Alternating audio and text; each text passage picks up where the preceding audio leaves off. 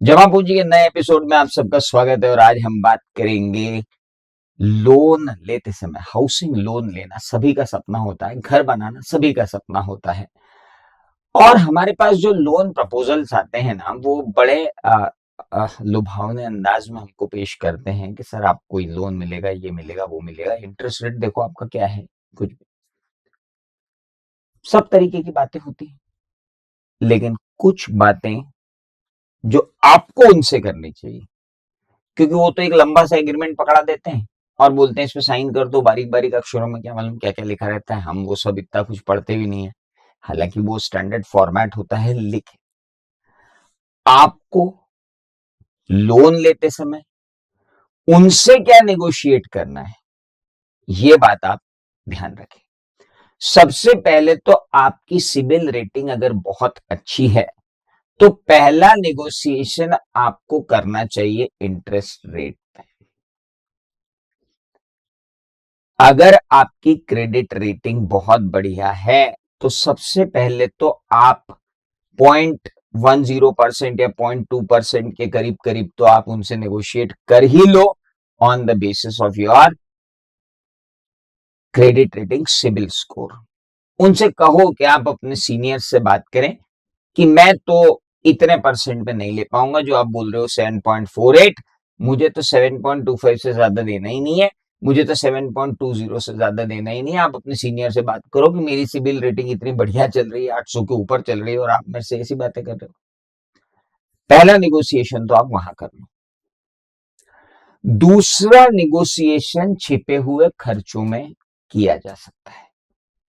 आइए क्या निगोशिएट करें हम फाइनेंशियल लिटरेसी में। आज लोन लेते समय हमें क्या क्या निगोशिएशन करना चाहिए, हम जरा वो बात करते हैं। लोन खरीदना भी कपड़े खरीदने जैसा है, कार खरीदने जैसा है, मोबाइल खरीदने जैसा है।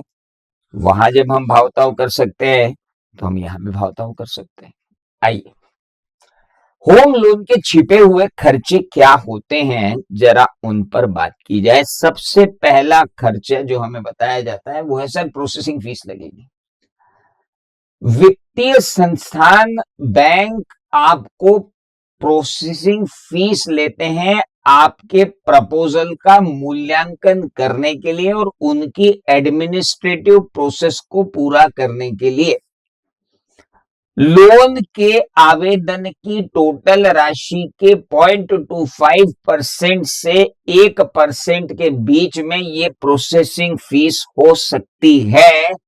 तो अब अगर इस प्रोसेसिंग फीस पर ही नेगोशिएट कर लिया जाए तो अगर 50 लाख का लोन आप ले रहे हो तो 0.5% की प्रोसेसिंग फीस 25,000 होती है और 1% की प्रोसेसिंग फीस 50,000 तक पहुंच जाती है, यानी लगभग आपकी एक ईएमआई के बराबर।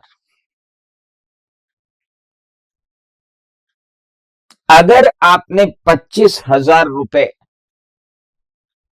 बचा लिए और वो 25,000 रुपए किसी इक्विटी फंड में डाल दिए या इक्विटी शेयर में डाल दिए लॉन्ग टर्म के लिए, 20 साल के लिए, जब तक ये लोन चलेगा, मजा आ जाएगा आपको पावर ऑफ कंपाउंडिंग। हर बचाया हुआ पैसा मेरे पैसा कमाने के काम पे लगाने वाला हूं मैं। ये मान के चलिए मैं यहाँ 25,000 आराम से बचा सकता हूं अगर मैं निगोशिएट कर पाता हूं। और एक बात ध्यान रखिएगा, अगर आप अभी लोन लेने जा रहे हैं तो थोड़ी देर रुकिए। कोई नवरात्रि ऑफर तो नहीं आ रहा है, कोई दिवाली ऑफर तो नहीं आ रहा है, कोई न्यू ईयर ऑफर तो नहीं आ रहा है, कोई बजट ऑफर तो नहीं आ रहा है। जरा एक बार बैंक वाले से पूछ के देखिए कि भाई साहब मैं आज लोन ले रहा हूं लेकिन प्रोसेसिंग फीस में डिस्काउंट के ऑफर आपके आते रहते हैं, मुझे ये बताया जाए कि अभी कोई ऑफर तो नहीं चल रहा है। आम तौर पर दिवाली या साल के अंत में, फेस्टिव सीजन में कई बैंक प्रमोशनल कैंपेन के तहत प्रोसेसिंग फीस को या तो कम कर देते हैं या जीरो प्रोसेसिंग फीस पर काम कर लेते हैं। तो पहला हिडन खर्चा क्या हुआ बंधु? Processing fees. खाली प्रोसेसिंग फीस का दिक्कत नहीं है ना साहब, अगर 50,000 रुपए प्रोसेसिंग फीस आपकी लगी है तो 18% उसके ऊपर क्या लगने वाला है, जीएसटी। 50,000 का 18% कम नहीं होता मेरे दोस्त।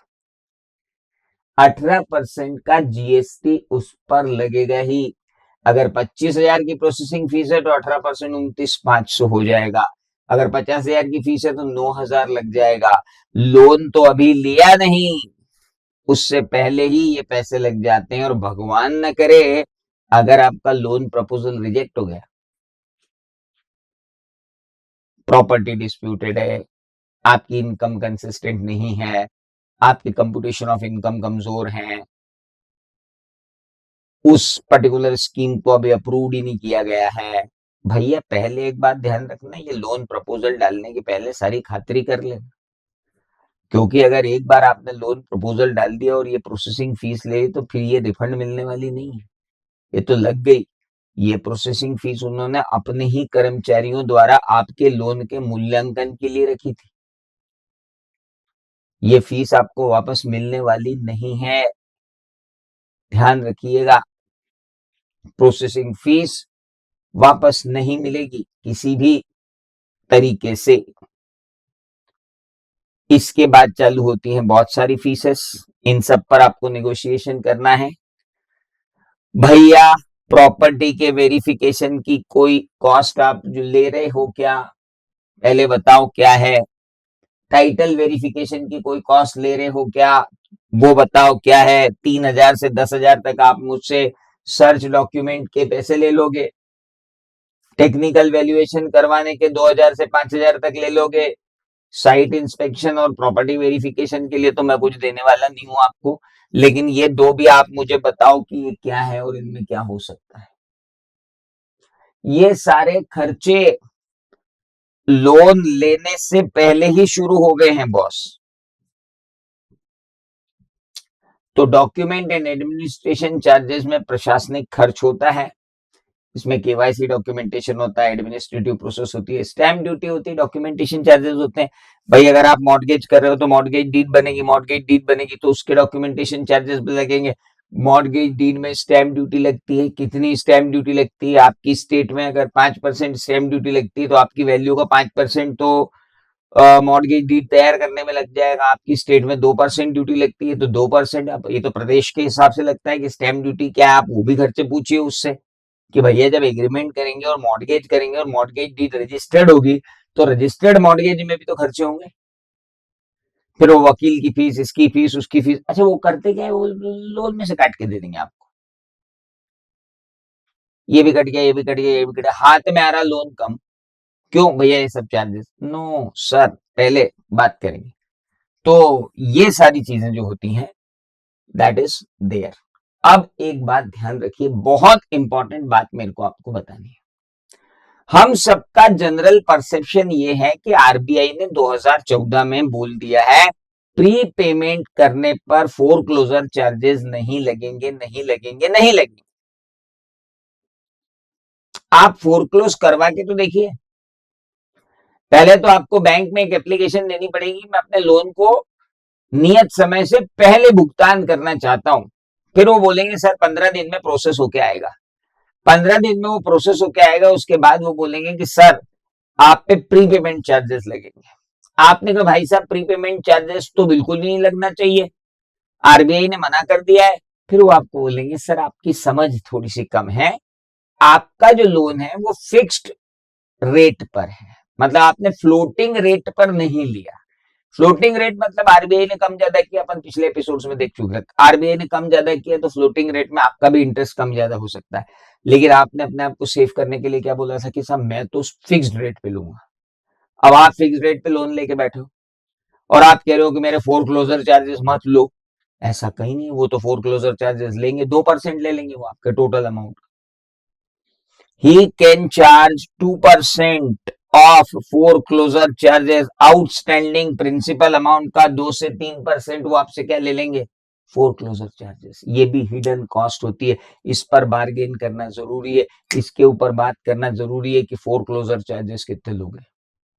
अरे भैया लक्ष्मी जी हैं आ गई मेरे पास, कृपा हो गई मेरे ऊपर, अभी मेरे को लोन क्यों ईएमआई का टेंशन लो यार, बंद करूं खत्म करूं, पता चला खत्म करने जाने में 3% लग रहा है आउटस्टैंडिंग अमाउंट का। दैट इज अनदर कॉस्ट जो वहां पर आती है। इसलिए अपने अधिकारों को समझें। फ्लोटिंग रेट रिटेल लोन पर फ्री फोरक्लोजर है, बाकी सारे लोन पर फोरक्लोजर चार्जेस लगते हैं। लेकिन आप ये ध्यान रखिएगा कि क्या लोन लेते समय जो एग्रीमेंट है उसमें फोरक्लोजर चार्जेस क्या है।